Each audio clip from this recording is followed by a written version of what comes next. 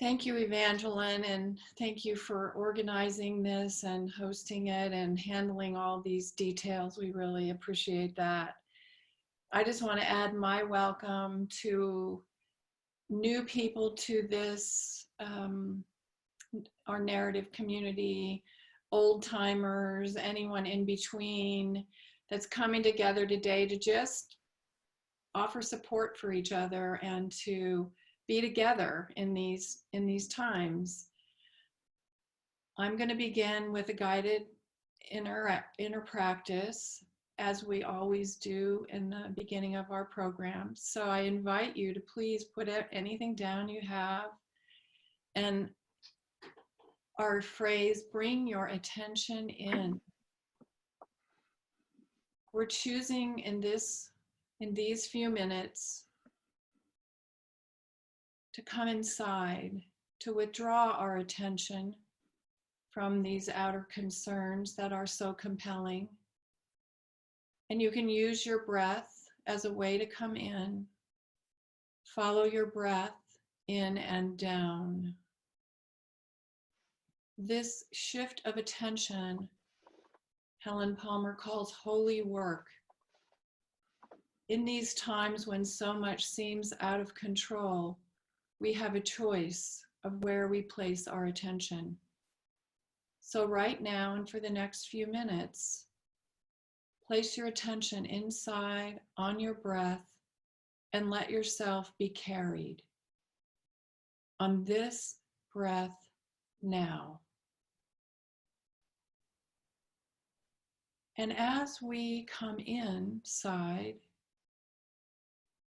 I would invite each of you to bring into your awareness, however you hold the divine, the mystery, God, Buddha,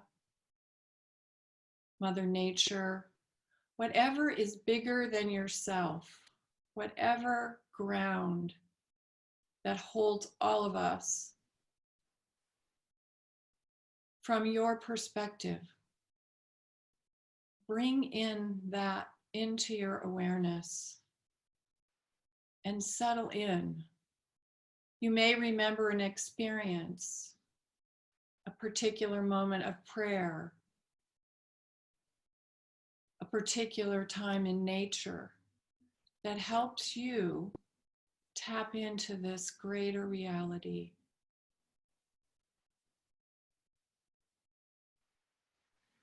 Just notice what happens in your body when you do that, what happens in your heart, what happens in your mind. And I'm going to be silent for a couple of minutes as we each rest and see if we can feel the support of this divine mystery that holds all of us.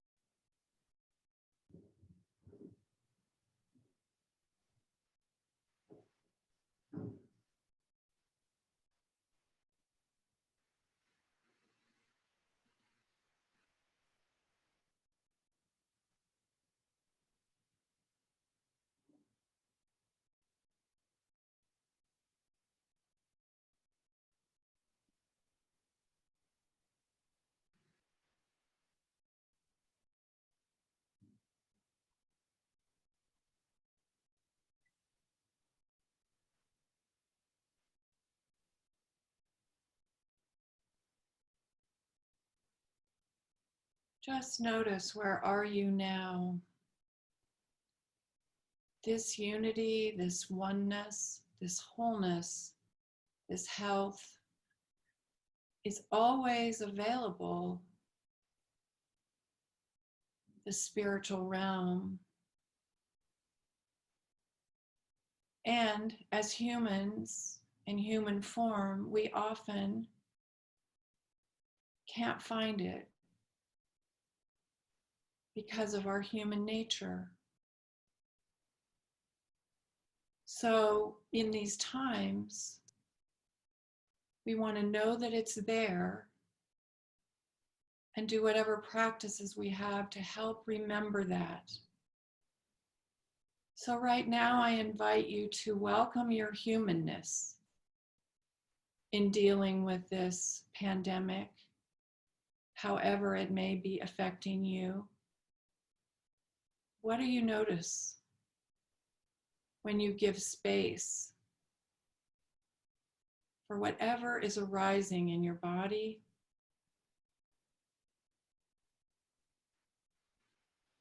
in your heart, in your emotional world, in your thinking? To meet that as well. Doing our best not to judge our reactions, but to appreciate our humanness in these times.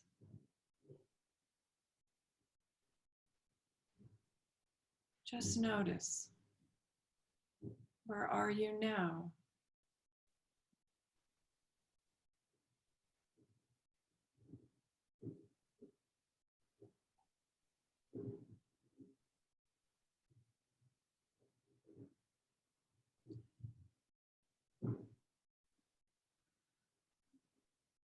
And it's in our work of bringing these together that we use our capacity to observe. And we try to rest in this ground. And it will inform us when we can pause and come into the moment and meet ourselves where we are, knowing there's also a greater reality happening, supporting us, available with grace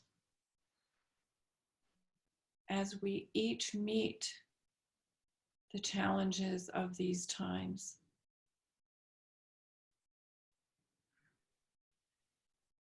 So just take a couple of more breaths.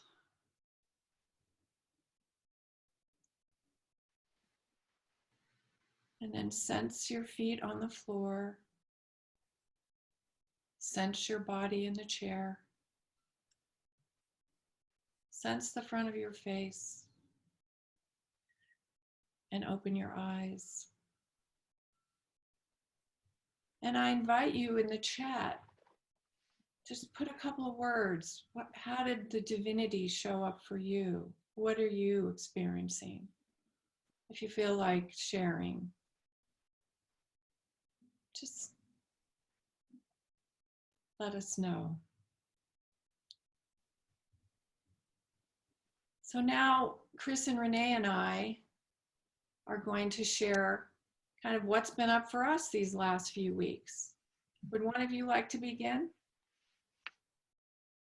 Sure, I'll begin. First of all, thank you, Terry. That was lovely.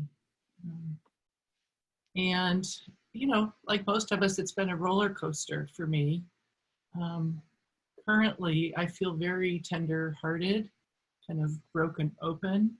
In the beginning, which it feels like was a year ago, but it was really a few weeks ago, I felt so shocky, like kind of dissociated, just pummeling myself with like all the information and not really being with me. So what I know is I'd rather feel my pain, my grief, my heartbreak versus just feeling numb which still happens. I go up and down. It's just it's a moving target. So day to day, and just really needing to stay very present, and I would say, and really kind, like through all of that. So in your meditation, Terry, it was really like, how can we be kind no matter what we're experiencing? And that's what I keep trying to come back to when I fail, when I watch some stupid shows on my computer because I can't take it anymore, or when I binge watch the news, which I'm trying to work on. And I get out in nature and I do my practice, and it helps. And I just know there's nothing, there's no precedent for this. There's nothing to rely on. There's been no past experience that compares to this, at least in my life experience. But we're also all connected in such a profound way. So I feel, these words come to mind, the horrific opportunity that we're in. Mm-hmm. The horrific opportunity that we're in, that there's all of this pain and suffering, and may we use it. May we use it to good end, to take care of our planet, to take care of each other, to see our connection. So anyway, before I cry more, turn it over. As you say, Renee, feelings are not an emergency. I know. I love that line. We all need to remember that line too, right? Feelings are not emergencies, it's energy moving. And as a heart type, there's plenty of energy moving. Thank you. How about you, Kris? Yeah, as you were speaking, Renee, it made me think about a little over a week ago, Peter and I were in Cincinnati teaching the typing process. And, each day we were there, something new was unfolding in terms of news. And I was not really reading much of the news because we were present in this with this wonderful group of people doing the typing process. And I realized that experience has grounded me even to today. I mean, that was a week and a half ago, I guess. And being in the narrative community with folks who were really wanting to go deeper, it was a beautiful experience for me. So I kind of came away from that, kind of back into, came home and came back into life. And what I've noticed since then, excuse me, is how tired I am. That's the overwhelming noticing for me, is every day I feel tired, and I also don't sleep well. I've been trying to go to bed, keeping routine, right? Going to bed at my normal time, getting up at a normal time. And I just noticed that I'm either not sleeping well, or I'm just really tired. And I think part of my reflection on that is sometimes in the past, I would withdraw from sort of the intensity of these things as part of my type. But I realize also what happens is I pick up on there's an anxiety in the system, right? In this sort of cultural, social system of which we're a part, even though I've been sitting in my house for the last week. And I realize I've taken some of that on, and I have to be really mindful and careful about what's mine, what's not mine. So part of my practice has been the routine of going to bed and getting up at a regular time. And also, I will say my meditation practice has been a saving grace for me of twice a day, just returning back to this place of stillness and really rest. And honestly, that my meditation has been places where I've fallen asleep, and that's been a gift, right? Just to be able to rest in that space. So that's some of the things I'm noticing happening for me right now. Thanks, Kris. Yeah. So my kind of intensity with this started a couple of weeks ago when I was going to teach in Nashville with Peter, and the tornado in Nashville happened on Tuesday. And were we going to go? Were we not going to go? The number of cases in the United States started getting greater. Were we going to go? Were we not going to go? So we decided to go. And I was in the Denver airport on my supervision group, trying to get support, to be nervous about getting on an airplane. And, so I went to Nashville, and probably was one of the most grounded 3 days I ever spent once I got there. The group was there. We had both the energy and of the tornado and some of the people in their devastation of their friends and family. We had the coronavirus kind of lurking. And as Kris said when he was with Peter the next weekend, it's like everyone just came, and the love and the kindness and the compassion was just incredible. And that really nourished me. And I don't think I've ever been so happy to get home in my life as that Sunday night when I landed in Denver. And I've been kind of self-quarantining for the last 2 weeks just because I was on a plane. I was in an airport.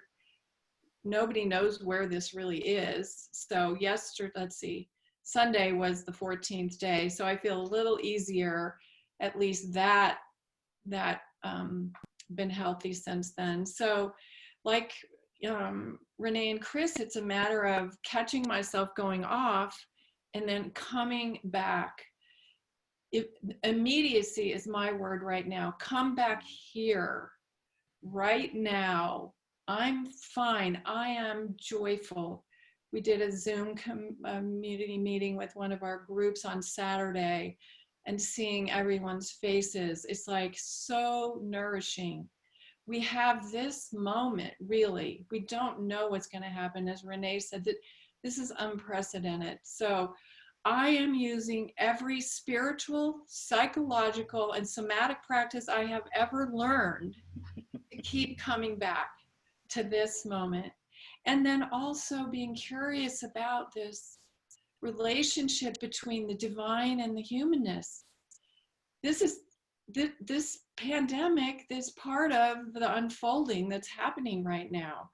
It blows my human mind to think, why? And on another level, as Renee says, it's horrific opportunity. So that's kind of how I've been meeting this. Either of you guys want to say anything else about this before we move on? Where you are, Kris or Renee?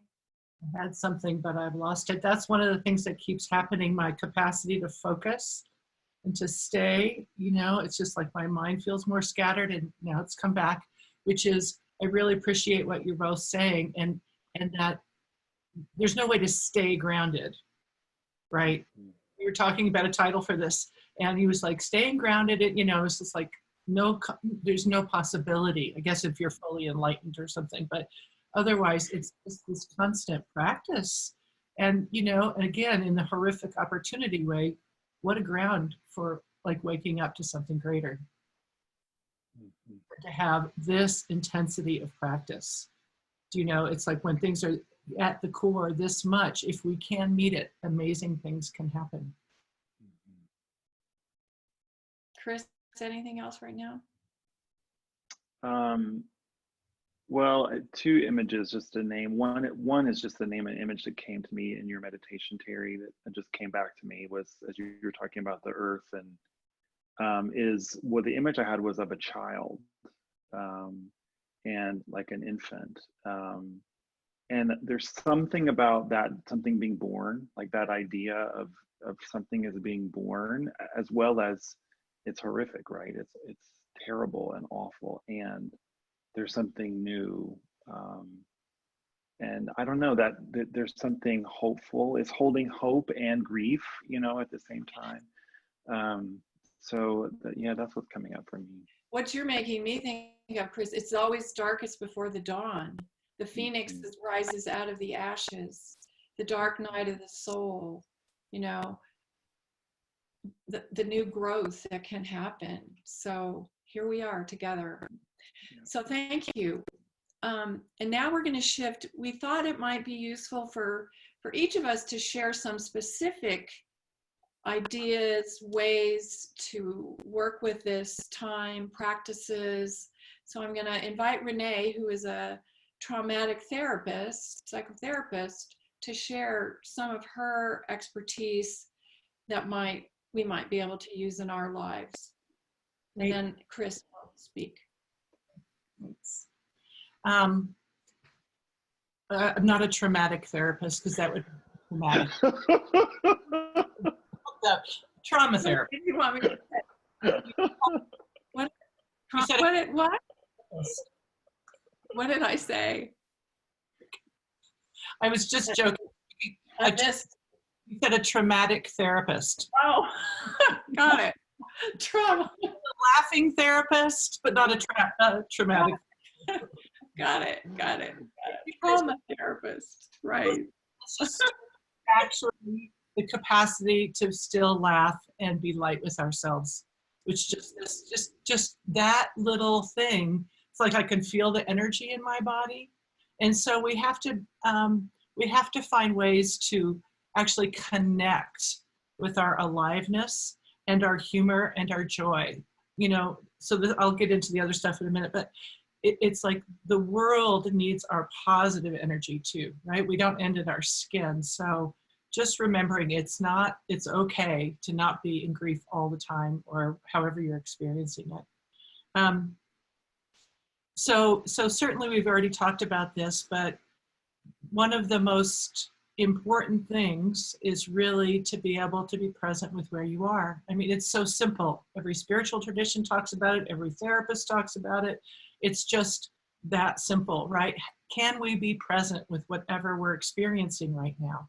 Well, when it's really intense, it's really hard to be with what's happening. We go into overwhelm, or it's just that fight-flight response kind of doesn't let us in. And if you have experienced trauma in your life, which, you know, most people in the little T trauma, the big, you know, like a lot of things fit under that trauma category. It can be really more difficult if your nervous system has had trauma in the past, you know, depending on severity. So then it makes it even harder to actually try to be present with what's coming up, right? So what we talk about in the narrative tradition is these little cliff notes of how we be present. I'll start there. We notice, right? So all of you could actually just right now,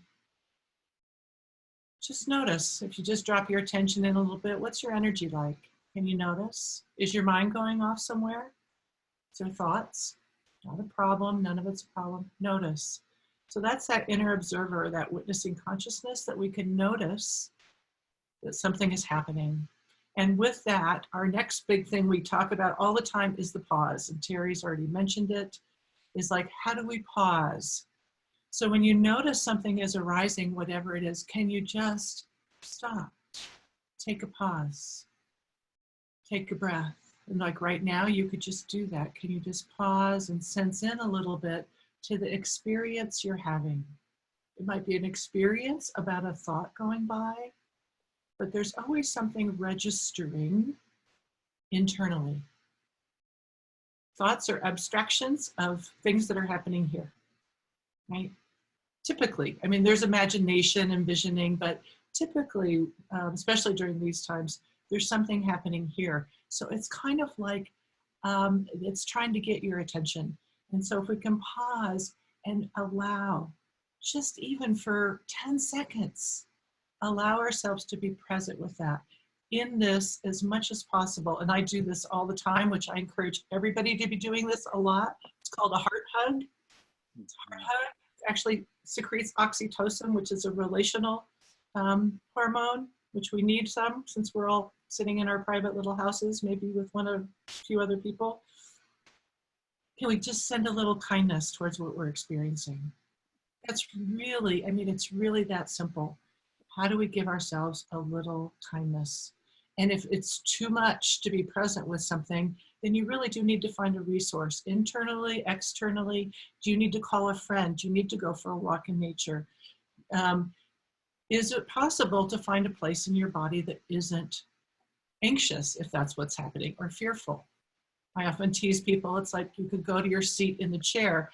Your left pinky is probably fine, and you could put your attention there, and it will actually help your nervous system to calm. It really is amazing. We're trying to support our sweet nervous systems that are in overdrive because of the fear that's going on. So, and nourish each center, head, heart, and body. What do your different centers need? And maybe what we're getting too much of sometimes, too much media, right? So think about what would nourish your particular centers. Lovely. Thank you. So again, if you have any comments about what Renee shared, what struck you, please feel free to put it in the chat. Love to hear from you. And now Kris, Kris is a spiritual director and also has some thoughts about what's helped you, what you might recommend for us in these times. You know, Renee, as you were speaking, what came to me is I was sitting with a group of spiritual directors recently, and y'all may have heard this before, but I heard it in a different way. But you know, the typical, you were naming fight, flight, freeze, right? It's our normal kind of typical responses. And this colleague of mine offered the idea of flow as also a possible response. And the way he defined that was staying present to what is and staying present to myself in the midst of what is. And it was a really liberating experience for me to think about that. Now I recognize that it's not always, as you name Renee, easy to stay with what is, because that can be difficult or traumatic or hard. But I wonder how much, I'll say this is true for me, question for myself, how much can I stay with myself? In other words, and I say this as someone who leads with 4, right? How can I not abandon myself? How can I stay with myself, whatever's happening? So this idea of that a response might also be flow. It might be fight, it might be flight, it might be freeze. It also might be flow. I find that kind of a beautiful possibility. The other practice that I mentioned my meditation practice, and one of the things I've been doing is starting that with there was a guy named Ignatius of Loyola who developed what are we now call the Jesuit tradition in Christianity. But he had this concept of spiritual indifference or spiritual freedom. He talked about that in 2 different ways. And this idea of can I say, may my desires be your desires, your being the universe, God, creator, that which is bigger than us. And there's something about in that an implicit sort of trust. Can I trust that things are unfolding in a way that they need to unfold? And can I allow myself to fall into that, be held by that? And I will say that the more I'm able to speak those words, and I try to speak them each time when I do this meditation as to beginning, I just find myself grasping a little bit less, gripping a little bit less, and breathing a little bit more deeply. So that's one practice that comes to my mind. The other is, again, I think probably for all of us, it's good. For me in particular, it's helpful. It's very simple, but it's a gratitude practice. And that is, each day and I find it helpful to write this down, but can I reflect on what am I grateful for? Another way of asking that question I like to ask is, where did I feel most alive today? Or where did I give and receive the most love today?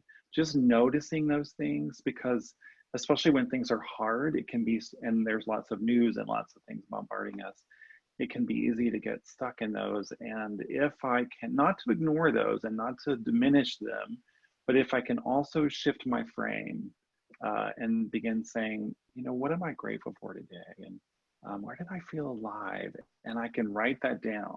And I've been writing those things down. There's something about the body, having it in my hand and writing it in my journal. And I just begin noticing not only the patterns, but then I start walking through my day and naming those things as they happen. Like I'm looking out my window right by my computer, and there's this beautiful live oak tree, and this like just being present to the beauty of that live oak tree. I'm grateful for that today. So that's another practice that comes up for me. Yeah. Anything else right now?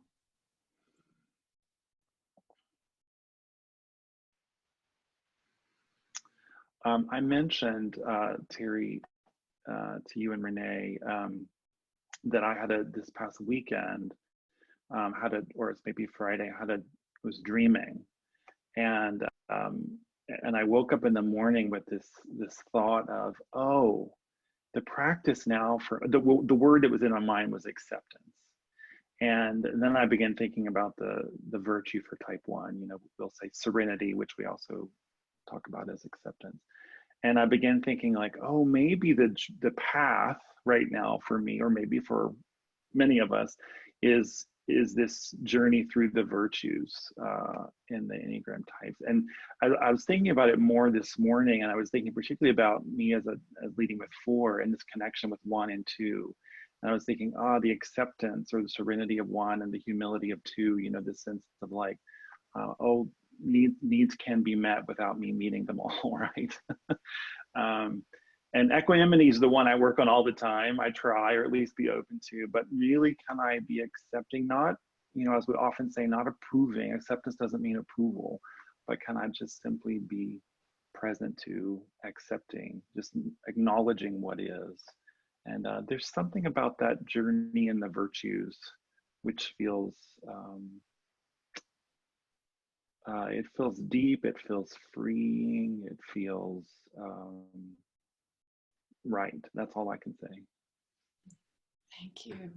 So again, if you have any thoughts, or look like Renee has something to say, please. I just want to say, you know, it's interesting. We're an Enneagram community, and you know, Kris is talking a little bit about type, but we're not really talking about types and like what particular types should do this or that. And so I just really like noticing your pattern, to what Kris was saying, like noticing your pattern and having some friendliness towards that when it comes up, and seeing how it's trying to support you to help you survive during this very critical time, and then working to cultivate these more positive aspects. You know, if it's the virtues or if it's a gratitude practice, I just appreciate it. I just really feel like everybody needs to find what works for you, because I'm flooded with emails and ideas and really good stuff, and that can become another place to just kind of get lost. You know, so back to what I was saying, find something that helps you, you know, with your head center, your heart center, and your body center. What is it for you? Thanks, Renee. And I wanted to relate to Kris to the virtues are really the qualities of the heart, right? They're qualities of an open heart when our type structures are not so contracted. And it also makes me think, you were talking about just trusting in the greater being. A resource that I've been using recently, many of you know, I've been a Lionheart student for many years, and Hamid, in his Facets of Unity, writes under the name A.H. Almas, has a chapter on basic trust, which really talks about the basic trust, and that, you know, the ego is basically a separation from that ground of reality, and it's necessary, and we need it, but we don't need to hold on to it. So it's that whole journey. And actually, the other thing here is some people have an easier access to these places. And as Renee said, if you've had significant nervous system dysregulation through trauma or other things, illnesses, it's harder to get back. So we all need to be kinder even when we're picking up all the energy of the universe, or we can't settle our nervous system, and really find ways to do that. And I'm going to share one of those ways. I'm going to say a couple more things and then share one of those ways, and then we'll open it up for some questions. So a couple of things I want to share is I've been working with a somatic practitioner, and last week I started my session with, "It's crazy." And she kind of paused and said, "Somewhere it's crazy." And it was like, yeah, right here, right now, as we all have been saying, it's not, doesn't have to be, it may be crazy in the moment, but I can come here and I can let all those, the news and all this could happen and that could happen and come in, but that's out there. And can I come in this moment and meet myself where I am? And I also talked about, many of you know, have a birth trauma, which provides a lot of growth opportunities. And I said, you know, this is so traumatic. And she said, pause, I want to just say, what's the difference between a challenge and a trauma? And I paused again. A challenge, a trauma is when you don't have resources. And in this moment in my life right now, I have resources. I have my husband, I have my home, I have my friends, I have the Enneagram community, I have practices I can use. It is a challenge, but it's not a trauma. So if I can meet that, and I understand some of you may be in a different place, and if you are in a traumatic situation, you need to find resources. But that, again, really helped me not to take it so, get all ramped up, which my nervous system easily does with all of the stuff going on and the field of anxiety and stress that we're in. So those two things really, it's crazy. Where am I right now? And yes, there is a huge challenge, but what are the resources I have in this moment to meet this challenge? And I'm going to end my little piece before we go to questions with a little somatic practice that I actually first saw in a Peter Levine handbook that goes with his Healing Trauma CDs. That's a Jinshin practice that was submitted by a Jinshin practitioner. So I invite you to, again, put your things down and put your right hand underneath your left arm and your left hand on your right arm somewhere here. And you can close your eyes, and I'm going to close mine. And this is a centering and grounding. So just do that and just come inside and let yourself feel where your hands are touching your body. And I don't know about you, but what happens for me is my breath immediately goes a little deeper. You might have a different experience.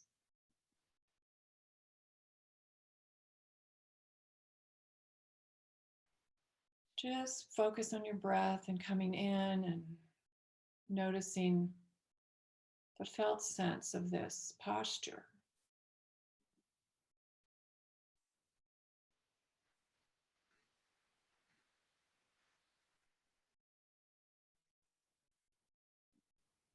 And now put your left hand on your heart. We'll do Renee's heart hug. And your right hand on your forehead. And again, just notice what happens.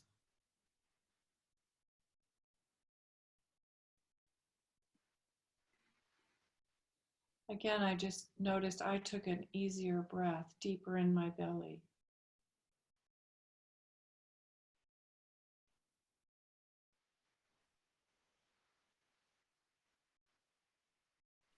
And I just kind of heard the words in my head say to my mind, you can calm down, it's okay.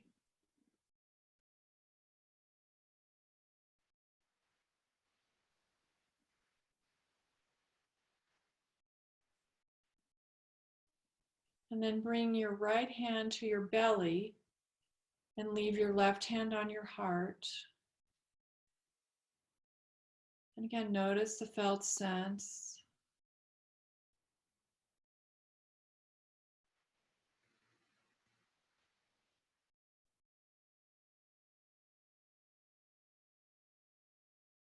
Taking a couple more breaths. So this is a little simple practice you can do and see if it helps you calm your nervous system down. Last Friday, I actually had an overwhelm few hours and called Renee, who said, Terry, well, let's sit down and do this. And it really helped me. Plus her presence helped me really get back in my body. So anything to add while we see if anybody have any questions for us or anything you'd like to share? Evangeline will tell us. Yes, someone asked to please repeat the sequence. Okay, so your left hand underneath, thank you, your right hand underneath your left arm, your left hand on your right shoulder.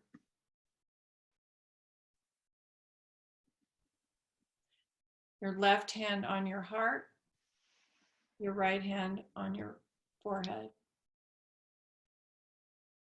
Then your left hand stays the same and your right hand goes to your belly. It really is kind of inviting the three centers, right? Totally. I think it's one of the reasons I love it. Yeah, yeah. It is kind of like giving yourself a hug and then getting the centers kind of in alignment. You know? Yeah. Any other questions? We do have a question through the Q&A tool. Someone was asking about if y'all could talk more about what's triggering for each type and how the vice might come up. And then what do we look for the journey toward each virtue during a time like this? And I know we only have 15 minutes to do many questions. Follow-on course.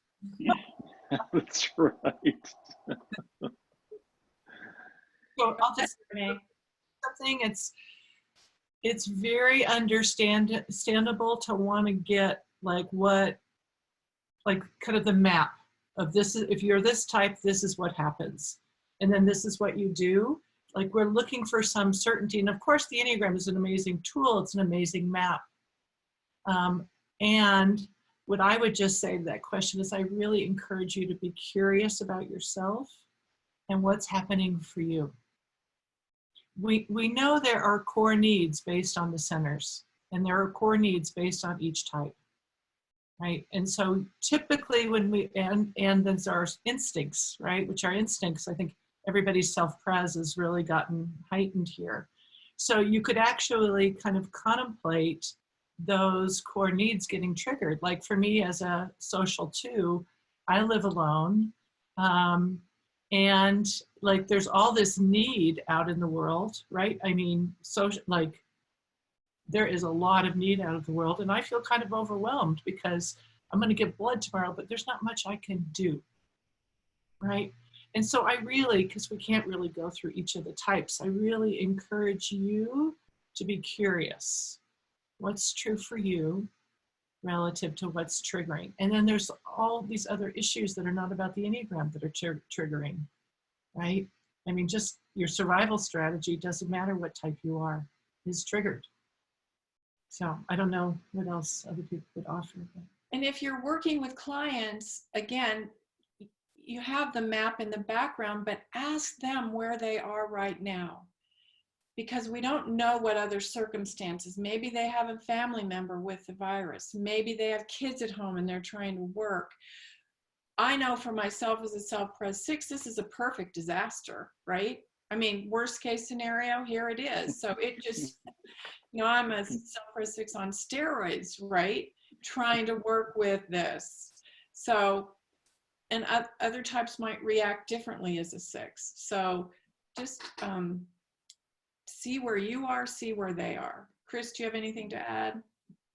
No, I'll just say something that maybe you'll find funny, which is to say, Terry, that as a self-pres 6, you know, I imagine this is all like, see, I told you all this was going to happen, right? I don't think you thought this one up. I don't. Although when I first heard about it in China, I kind of thought, this doesn't seem so good, you know, it doesn't seem so good.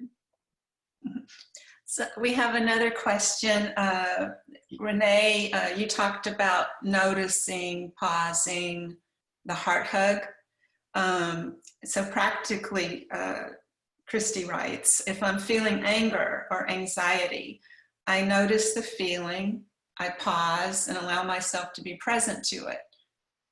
Feel the heart hug to extend kindness and acceptance to myself and consider what I might need in my 3 centers.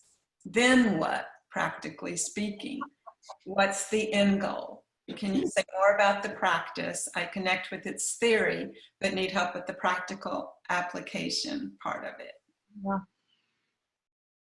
You know, there is wisdom in us that we don't typically access because we're so busy with our type and the automatic patterning. So when we kind of pause and actually be present with something, something can shift, something else might happen, some insight might arise, something might ease. But that's the point of discovery. I often think the type is really trying to wake us up. But what we're waking up to is part of the mystery. It's part of the divine. And so we can't know what the practical aspect is, but something might come very practically about what you need to do right then. Maybe, you're feeling anxious and you're with it and you're present and you notice it. And then all of a sudden you're exhausted. It could be that simple, and you go take a nap. Like that would be the practical thing. But it's about seeing what's revealed versus having a goal, because this is a goalless path. There is no end in sight. To the pandemic, I meant to the awakening. A specific example of that, I was stressing on Friday. My overwhelm was caused about how are we going to get groceries. My husband wanted to go to the store. I didn't want to. I didn't want him to. I didn't want to. I had a meltdown. I called Renee, got through it. And then over the course of the next 2 days, dear Renee offered to go to the store for us. We worked it all out. It just kind of arose. We didn't have to think about it. We didn't have to strategize. It just kind of came because we paused. We weren't ready. I wasn't ready. And it happened. That's the mystery. And those of us that want answers and what's the outcome of this from a logical place, this is where we have to trust our practice, as Renee said, to show us something arises. And there's some waiting in that, which can be hard. That can be hard for us. Yeah. Thank you, Terry. Alan writes, can you suggest a practice to wake up the torso for the felt senses? My response seems to be faint, like my body is asleep, and I can really just slip into sleep. I mean, the first thing that comes to mind is like what we do in class a lot. I mean, you can tap, tap, wake up the skin, actually make some contact to help do it, to actually like stimulate it, to actually put your hands really, like if you're really trying to sense into your solar plexus, your belly, like make contact. Start by feeling the warmth of your hand or the pressure. And just that's enough. Very slowly start to wake things up. That's my idea. Thank you. And here's a question from Scott. For those of us leading business teams that have an introduction to the Enneagram, how can we best check in with our team?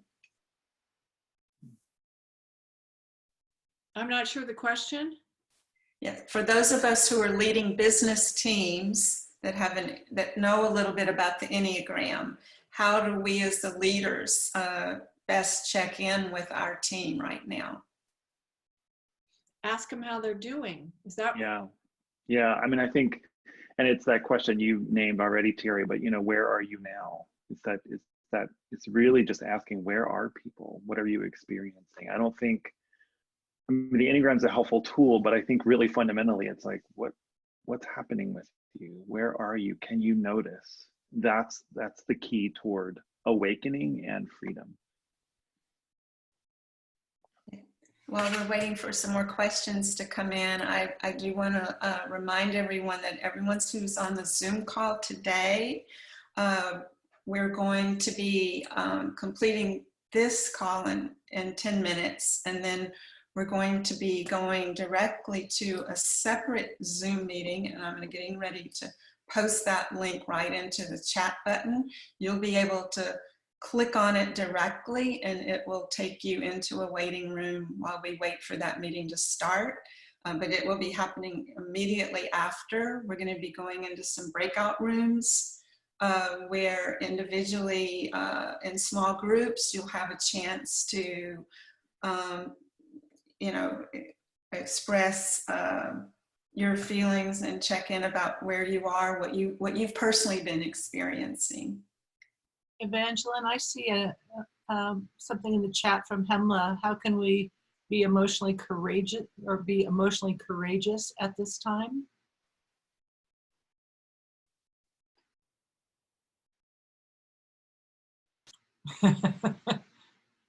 Who wants to answer that? I feel like I'm talking a lot, so I'm gonna be quiet.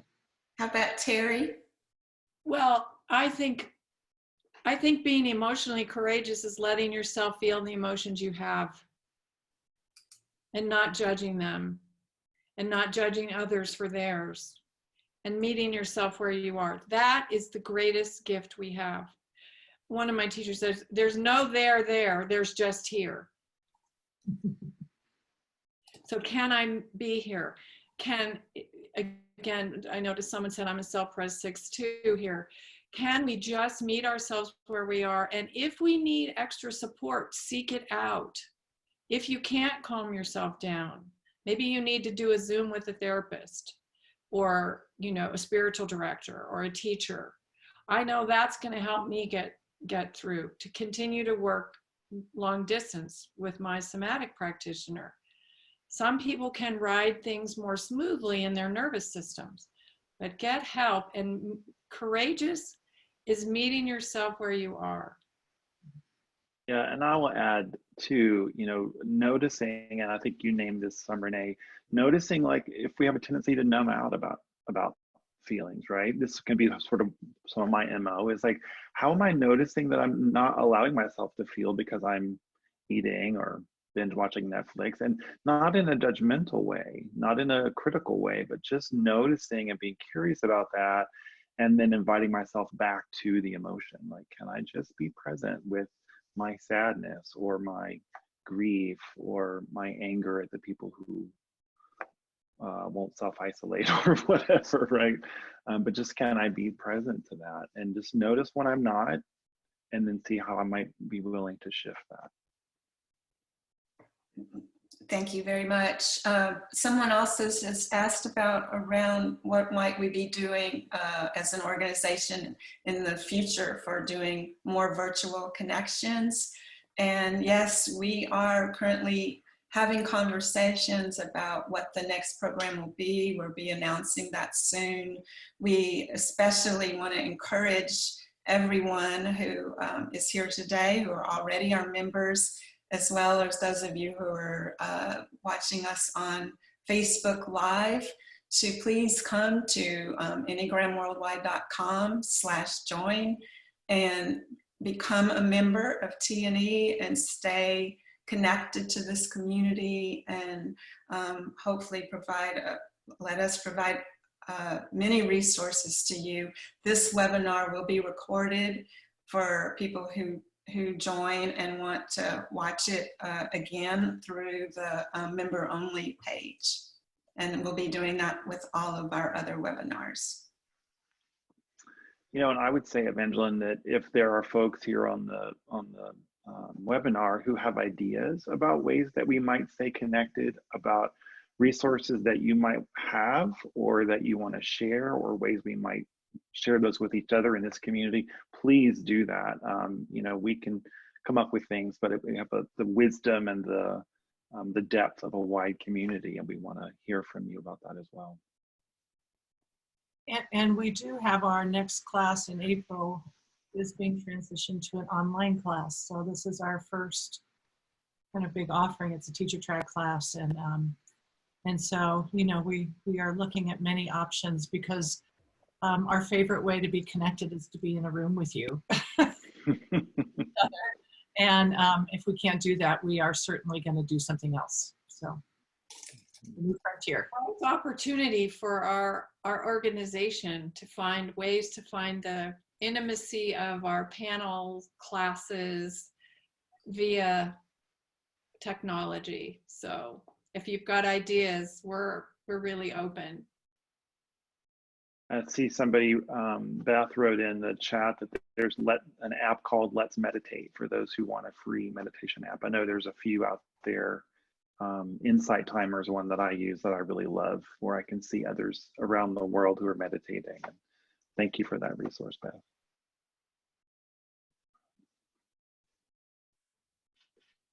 All right. right. So any other questions before we close this part of our webinar?